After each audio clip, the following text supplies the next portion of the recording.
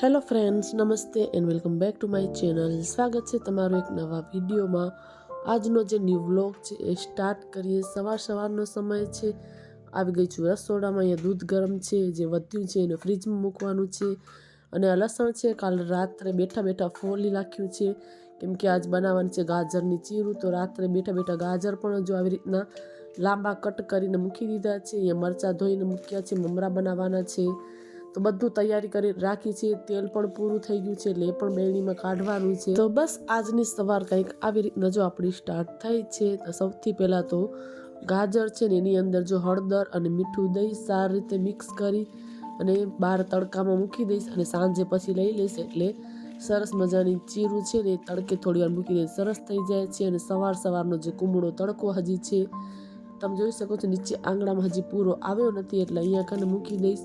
અને હવે આપણે ચાલીએ ઘરની અંદર, કેમ કે આજે નાસ્તો બનાવવાનો છે મમરાનો.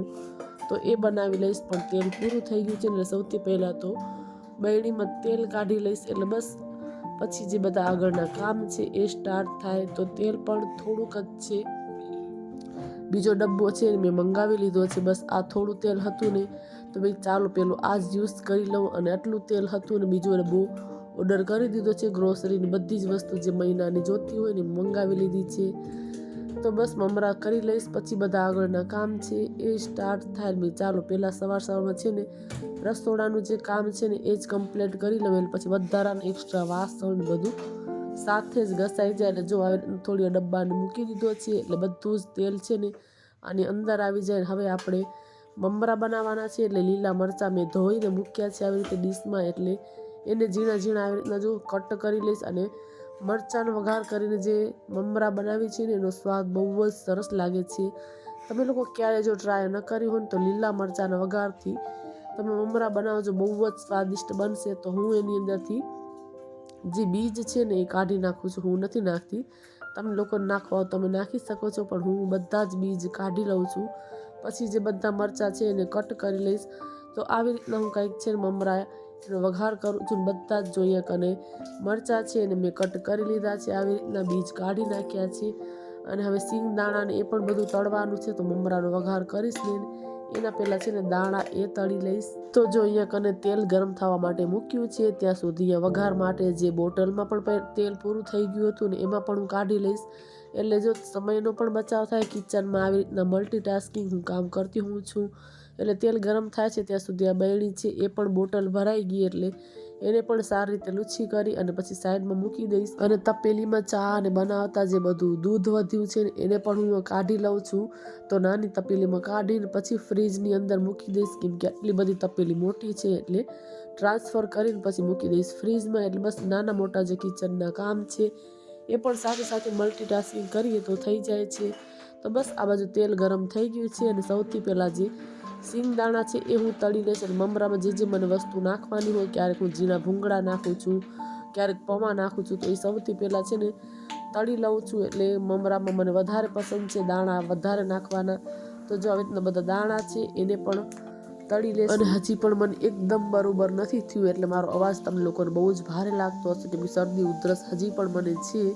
તો જો અહીંયા વઘાર છે એ પણ આપણે કરી લઈશું. રાઈ, જીરું, મીઠા લીમડાના પાન છે એ નાખ્યા છે. પછી લીલા મરચાં જે કટ કરીને મૂકેલા હતા એ નાખી દઈશું. અને આને પછી છે ને સારી રીતે એકદમ સાતળવાના છે ધીમો આંચે. બધું જ મરચાંની અંદર જે પણ આમ મોઇસ્ચર છે બધું જ બળી જાય ને ત્યાં સુધી આપણે સાતળવાના છે. સતળાઈ જાય પછી એની અંદર હિંગ નાખી, મમરા નાખી અને થોડી વાર મમરાને આપણે આમ શેકી લેવાના. સ્વાદ પ્રમાણે મીઠું નાખી અને મસ્ત મજાના જે આપણા મમરા છે એ તૈયાર થઈ જાય છે. થોડુંક લાલ મરચું છે એ પણ મેં નાખ્યું છે. અને ઠંડા થઈ ગયા ને પછી આવીને જો ડબ્બો ભરી લીધો છે. અને એક છે ને વાટકી એની અંદર મૂકી દઈશ. એટલે મારો દીકરો ઘણી વાર ખાતો હોય ને તો કોઈ ભીનું વાસણ જો અંદર નાખે તો પછી બધા જ મમરા હવાઈ જાય. એટલે એક આવી રીતના વાટકી અંદર મૂકી જ રાખું છું. એટલે એનાથી જ છે ને વાટકી છે મમરા કાઢી લે છે. અને અહીંયા કને ફ્રીજની પાસે જો ફરીથી પાછી સફાઈ કરું છું. જે અહીંયા કને ઓર્ગનાઇઝર મૂકેલા હતા ને તો એ પાછું અહીંયા કને હું રાખું છું. થોડુંક મને આમ ખાલી લાગે છે એટલે પાછું આ ઓર્ગનાઇઝર છે ને મેં બહાર કાઢી લીધું છે. કેમ કે મને થોડુંક આમ મેં હટાવ્યું ત્યારે મને એમ થયું કે જગ્યા થઈ જાય, બટ આના વગર મને નથી મજા આવતી, કેમ કે બધી જ વસ્તુ આની અંદર છે બટ જોવામાં પણ સારું લાગે છે. એટલે ફરીથી આ ઓર્ગેનાઇઝર છે ને મેં બહાર કાઢી લીધું છે. આની અંદર બધા જ એક્સ્ટ્રા મસોતા, વધારાના જે બધા જ ચમચા, હાથ લૂછવા માટેના નેપકિન, એ બધી જ વસ્તુ ઓર્ગેનાઇઝરની અંદર મૂકેલી છે. આવી રીતના ટ્રી, અચાનક જો કોઈ ગેસ્ટ આવે એટલે તરત જ અહીંયાથી ટ્રે છે એ હું લઈ લઉં છું. તો પાછું મેં અહીંયા કને મૂકી દીધું છે અને ફરીથી પાછું થોડુંક વળી સાફ સફાઈ કરી લેશું, કેમ કે ગમે એટલી વાર સફાઈ કરી, હજી અઠવાડિયું નહીં થયું હોય જ્યારે મેં અંદર મૂક્યું ને ત્યારે સાફ કર્યું હતું, પણ ડસ્ટ એટલી બધી ઉડે છે કે પાછી ઉપર છે ને બધે ડસ્ટ આવી ગઈ છે. એટલે મેં ચાલો સાથે સાથે છે ને એને પણ એકદમ સારી રીતે સાફ કરી દઉં, પછી જ આગળનું બીજા જે કામ છે ને એ કરવાના સ્ટાર્ટ કરું. તો જો આ ઓર્ગેનાઇઝર મેં મીશોમાંથી લીધેલું છે અને બહુ જ યુઝફુલ છે. તો ઘણી બધી છે ને નાની નાની વસ્તુ બહુ જ એની અંદર આવી જાય છે, એટલે મેં પાછું જો આને બહાર કાઢીને મૂકી દીધું છે. તો બસ હવે જે બીજા આગળના કામ છે એ હવે કરવાના સ્ટાર્ટ કરીએ. તો અહીંયા કને ગેસ સ્ટવ ને કાઉન્ટર ટોપ એ સારી રીતે હું અહીંયા કને ક્લીન કરી લઈશ, સાફ કરી લઈશ, કેમ કે બહુ બેસી પડ્યું હતું ને પછી આપણને કાંઈ કરવું હોય તો મજા ના આવે. એટલે લસણ છે ને રાત્રે જ મેં ફોલી લીધું હતું, તો મેં ચાલો સાથે સાથે છે ને પહેલાં ચટણી લાલ મરચાંની બનાવી લઉં, પછી જ બધા એક્સ્ટ્રા વાસણ એક સાથે કરું.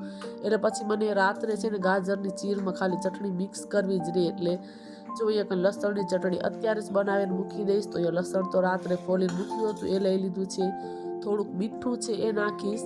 તો હું મિક્સચરની અંદર છે નથી બનાવતી ચટણી, આવી હાથથી ખાંડેલી ચટણી જો બનાવી ને તો એનો ટેસ્ટ બહુ જ અલગ આવે છે. તો આવી રીતના જો લસણ બધું દરદરું પીસી લીધું છે અને પછી લાલ મરચું છે એ નાખીશ. તો હું કાશ્મીરી લાલ મરચું છે ને એ યુઝ કરું છું. તો એ મરચું છે ને થોડુંક મોડું આવે છે, બહુ તીખું નથી આવતું, અને અમે લોકો છે ને બહુ જ તીખું નથી ખાઈ શકતા, એટલે કાશ્મીરી મરચું છે એનાથી ચટણીનો કલર પણ એકદમ લાલ ચટક થાય છે અને બહુ જ તીખી પણ નથી થતી. તો જો અહીંયા થોડુંક પાણી નાખીને મસ્ત મજાની એકદમ આમ લસેડી લઈશ, એટલે ખાવામાં બહુ જ મીઠી લાગે છે. ને અહીંયા કને જો તેલ ગરમ કરી રાઈ, જીરું અને થોડીક જ હિંગ નાખી અને લાલ મરચાંની ચટણી છે ને એનો વઘાર કરી લેશું.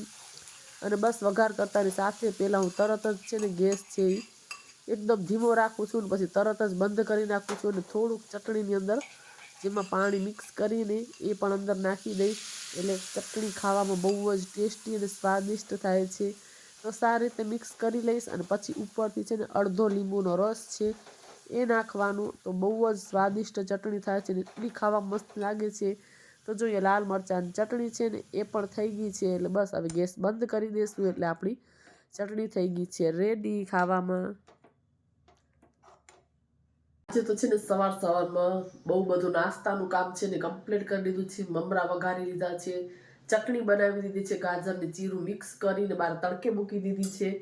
આજે મને છે ને ગાજરની ચીર ભેરવું ત્યારે ખાલી ચટણી મિક્સ કરવી જ રહે, એટલે અત્યારે ચટણી કરીને મૂકી દીધી છે. એટલે સરસ મજાની તમે લસણવાળી જો ગાજરની ચીરું છે ને હજી ઠંડી છે એટલે ખાવાની મજા આવે છે. અને વાસણ એટલા બધા છે એટલે હવે કરીશ વાસણ. એટલે સવાર સવારમાં છે ને આ બધું કામ છે ને પેલા એ કમ્પ્લીટ કર્યું છે. અને જો આટલા બધા વાસણ થયા છે, બધા એક ભેગા સાથે વાસણ કરીશ. પેલા કાલ રાતના વાસણ છે એને ચડાવી દઈશ ને પછી આ બધા વાસણ કરીશ. અને પછી છે ને રસોઈની તૈયારી છે ને એ કરવાની છે. એટલે સવાર સવારમાં બધા કામ છે ને કમ્પ્લીટ કર્યા છે. અને આ છે ને ઓર્ગેનાઇઝર મેં પાછું અહીંયા જ મૂકી દીધું છે. મને થોડી મજા નહોતી આવતી એટલે પાછું અહીંયા સેટ કર્યું છે ને આટલા મમરા અહીંયા મૂકેલા છે બારે. તો આજે બનાવવાનું છે દૂધીનું શાક. તો દૂધી પણ કટ કરી લીધી છે અને આયરનની કઢાઈ છે, બસ એમાં તેલ ગરમ કરીને વઘાર કરી લઈશ.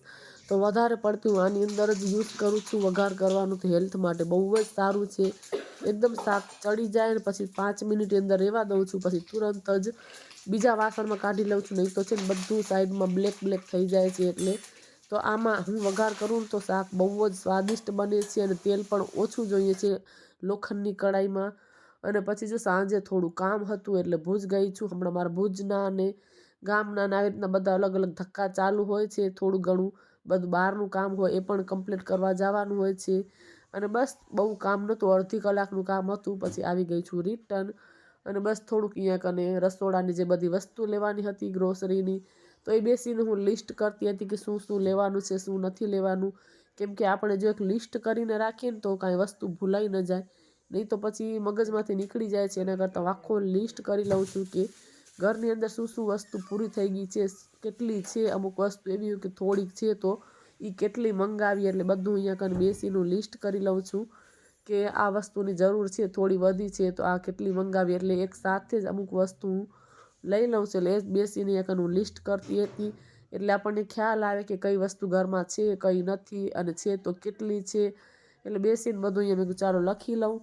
તો બસ એવી રીતના સાંજના ટાઈમ બહુ કામ નથી હોતું, તો એ આ પણ જરૂરી જ છે કે ગ્રોસરી બધું લેવું, કેટલી વસ્તુ છે એ બધું. તો બસ બેસીને આખો પૂરો લિસ્ટ કરી લીધો છે. અને હવે આપણે કરશું પાછી રસોઈની તૈયારી. તો જો ગાજરની ચીરું છે એ પણ મેં સુકાઈ ગઈ હતી, એટલે સાંજે જ ઘરમાં લઈ લીધી હતી. અને આ ચટણી છે, બસ થોડુંક અંદર તેલ નાખી અને સારી રીતે એને મિક્સ કરી લઈશ.